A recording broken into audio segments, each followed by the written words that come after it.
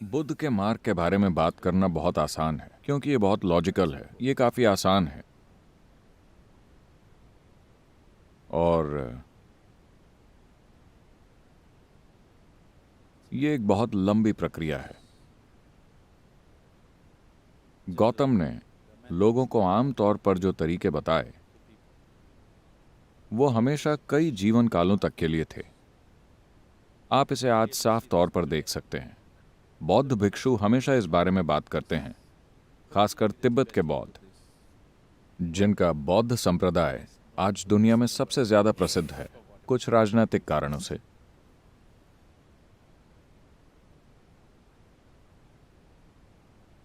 वो हमेशा कई जीवन कालों की साधना की बात करते हैं। तो अगर आपके पास उतना धैर्य है कि आप कई जीवन कालों तक साधना करने के लिए तैयार हैं, तो गौतम का तरीका बहुत असरदार, बहुत लॉजिकल और वैज्ञानिक है, जिसमें आप कदम दर कदम आगे बढ़ते हैं, क्योंकि ये जागरूकता का मार्ग है। जागरूकता के मार्ग पर चलने का महत्व यह है कि इसमें मील के पत्थर होते हैं जो आपको बताते हैं कि आप 1 मील, 2 मील या 10 मील तक आ गए हैं। यह आपको बताता है कि आप कहां हैं। यही इसका सबसे अहम पहलू है। बहुत ज्यादा भरोसे या भक्ति के बिना भी आप विकास कर सकते हैं, क्योंकि आपके पास एक साधना है। बस इसे करते रहिए, करते रहिए, करते रहिए। यह साफ तौर पर दिखाता है कि आप प्रगति कर रहे हैं, लेकिन शिव के साथ ऐसी कोई गारंटी नहीं है और वो कोई मील के पत्थर भी नहीं रखते। आप नहीं जानते कि आप आगे जा रहे हैं या पीछे, लेकिन आप कहीं तो जा रहे हैं, आप बस इतना जानते हैं। It's like falling into your bottomless pit. ये एक बिना तली के गड्ढे में गिरने जैसा है। सुनने में डरावना लगता है। मैं चाहता हूं कि आप समझें, गिरने के लिए बिना तली का गड्ढा सबसे सुरक्षित जगह है।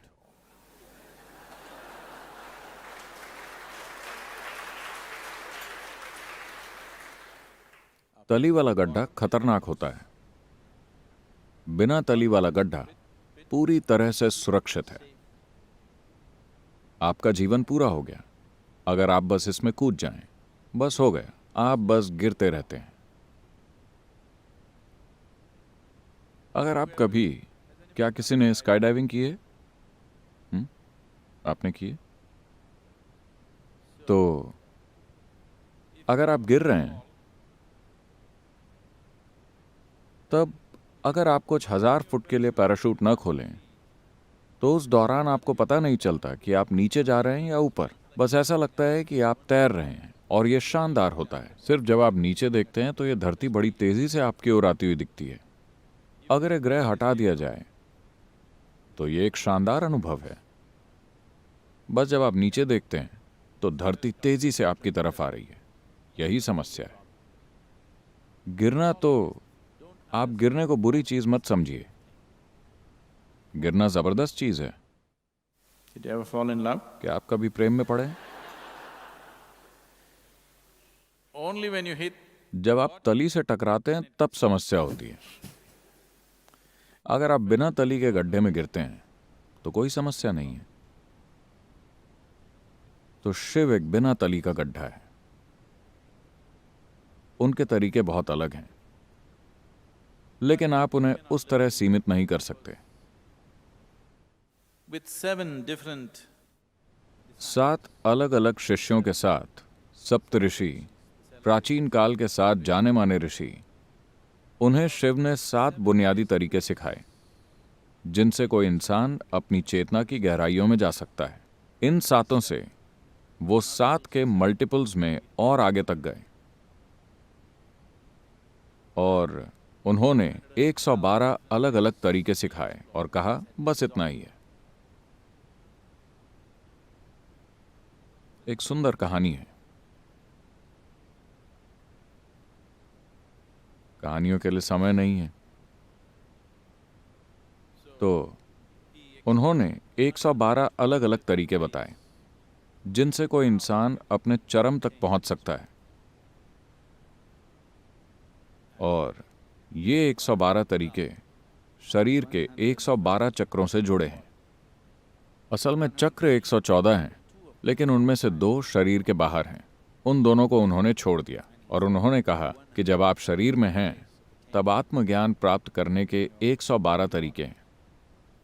That means इसका मतलब है कि शरीर का हर चक्र, ऊर्जा तंत्र के मिलने का हर बिंदु परम ज्ञान की प्राप्ति का एक मार्ग है। तो उन्होंने कुछ भी नहीं छोड़ा। तो बुद्ध उनके काम का एक छोटा सा अंश है। मैं आपको समझाना चाहता हूं कि गौतम खुद जंगल में जाकर यूं ही नहीं बैठ गए। उन्होंने अपनी साधना के पहले 8 साल देश भर के विभिन्न गुरुओं के साथ बिताए। और इस आध्यात्मिक प्रक्रिया का पूरा आधार, ये ज्ञान, वास्तव में शिव से ही आया है।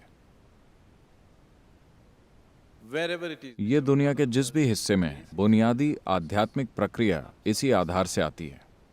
और इसे कितने ही अलग अलग रूपों में दुनिया के विभिन्न हिस्सों में ले जाया गया है। they look so different. ये इतने ज्यादा अलग अलग इसीलिए दिखते हैं क्योंकि ये 112 तरीके एक दूसरे से पूरी तरह से अलग दिखते हैं। So what is the difference? तो शिव और बुद्ध में क्या अंतर है? ये सवाल उपयुक्त नहीं है। बुद्ध ने शिव के किस पहलू पर काम किया? उन्होंने जागरूकता के मार्ग पर काम किया, जो बस एक पहलू है। ये काफी एक आयामी है। लेकिन गौतम बुद्ध का महत्व ये है कि उनका तरीका बहुत वैज्ञानिक और क्लिनिकल है। वो एक लॉजिकल माइंड को अच्छे लगते हैं। लेकिन शिव तो बस वो इस तरह भी बैठते थे। कई बार वो एक तपस्वी की तरह बस अचल होकर बैठते थे, लेकिन कई बार वो किसी पियक्कड़ की तरह मतवाले होकर नाचते थे। वो हर तरह की अवस्थाओं में होते थे, क्योंकि उन्होंने खुद को किसी खास आयाम से सीमित नहीं किया। उन्होंने जीवन के हर पहलू को एक्सप्लोर किया। So what you तो आप जिसे बुद्ध का मार्ग कहते हैं वो बस एक पहलू है इन 112 मार्गों में से। और बहुत से दूसरे लोग तमाम दूसरे पहलू लेकर आए, लेकिन वो एक एक मार्ग रहे हैं। इन 7 शिष्यों में से, इन सप्त ऋषियों में से जो ऋषि दक्षिण की ओर गए, दक्षिण का मतलब है जो भी जगह हिमालय के दक्षिण में है। मैं सभी मुंबई वासियों से कह रहा हूं, हिमालय के दक्षिण में जो भी है वो दक्षिण है। तो अगस्त्य मुनि दक्षिण की ओर गए और वो खासकर विंध्य पर्वतों से आगे की तरफ सक्रिय हो गए। the Vindhya mountains, आपने विंध्य पर्वत की वो कहानी तो सुनी होगी, जब वो अगस्त्य मुनि के सामने झुक गया था और वो कभी वापस नहीं आए। तो आपको वो कहानी पता है? नहीं? आपको भारत के बारे में कुछ चीजें जाननी चाहिए।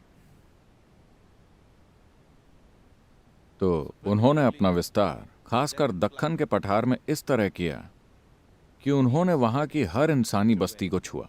आप जहां भी देखें, आप अगस्त्य मुनि के किस्से सुनेंगे। और उन्होंने ये एक्शन फॉर रूरल रिजुविनेशन शुरू किया। and he started this action for rural rejuvenation. उन्होंने एक भी इंसानी बस्ती को नहीं छोड़ा। वो हर किसी के जीवन में आध्यात्मिक प्रक्रिया को लेकर आए। कहा जाता है कि वो 4000 साल से ज्यादा जिंदा रहे। हमें नहीं पता कि वो कितना जीवित रहे, लेकिन उनका जीवन काल एक सामान्य जीवन काल नहीं था। यह असाधारण रूप से लंबा था। जब आप उनके द्वारा चले गए मीलों को गिनते हैं, The mileage that he covered, अगर आपने उनके साथ एक स्पीडोमीटर लगाया होता और ये देखा होता कि उन्होंने कितना रास्ता तय किया, तो आपने देखा होता कि वो समय का असाधारण लंबा दौर था। हम नहीं जानते कि ये 400 साल था या 4000 साल। लोग इसे 4000 साल कहते हैं, पर निश्चय ही उन्होंने बहुत लंबा जीवन जिया। और उन्होंने हर इंसानी बस्ती को छुआ और ये पक्का किया कि आध्यात्मिक प्रक्रिया उनके जीवन में एक जीती जागती हकीकत बन जाए। आज भी हमें उनके किए काम का फायदा मिल रहा है। दक्षिण भारत आज भी उनके काम का लाभ उठा रहा है। बिना किसी कारण के यहाँ एक तरह की स्थिरता जो आपको दिखाई देती है, ये उनके काम का नतीजा है, because he brought yoga. क्योंकि वो लोगों के जीवन में योग को किसी लेबल के बिना, किसी ढांचे के बिना, बस एक जीवन प्रक्रिया की तरह लेकर आए। आप सुबह उठकर जिस तरह से दांत साफ करते हैं, खाना पकाते हैं, खाते हैं, इस सब को उन्होंने एक आध्यात्मिक प्रक्रिया बना दिया और हम आज भी इसके फायदे उठा रहे हैं।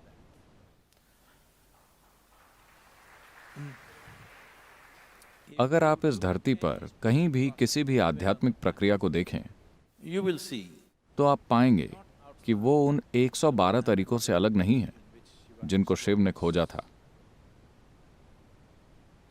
तो गौतम और शिव की तुलना करना उपयुक्त नहीं है। मैं गौतम का बहुत आदर करता हूं। वो एक महान प्राणी है, इसमें कोई शक नहीं है। उनका कार्य भी जबरदस्त है। उन्होंने एक विशाल आध्यात्मिक लहर पैदा की जो 2500 साल बाद आज भी जारी है।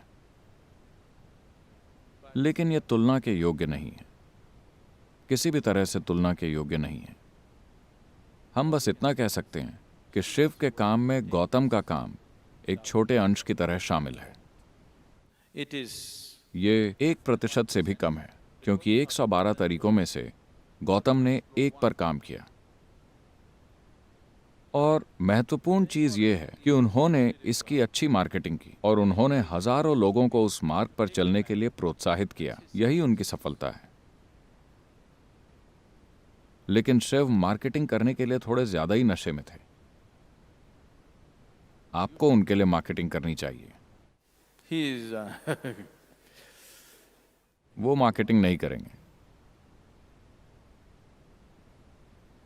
लेकिन फिर भी मुझे आमतौर पर यह माना जाता है आज से 40 से 60 हजार साल पहले उन्होंने अपना काम शुरू किया था। लेकिन 60,000 साल या 40,000 साल बाद भी यह जीवित है। आप इसे नष्ट नहीं कर सकते। आप इसे नष्ट नहीं कर सकते। जब तक मेरा जीवन पूरा होगा, मुझे यकीन है कि जितने लोकप्रिय वो आज हैं, मैं उन्हें उससे थोड़ा और लोकप्रिय बनाकर जाऊंगा।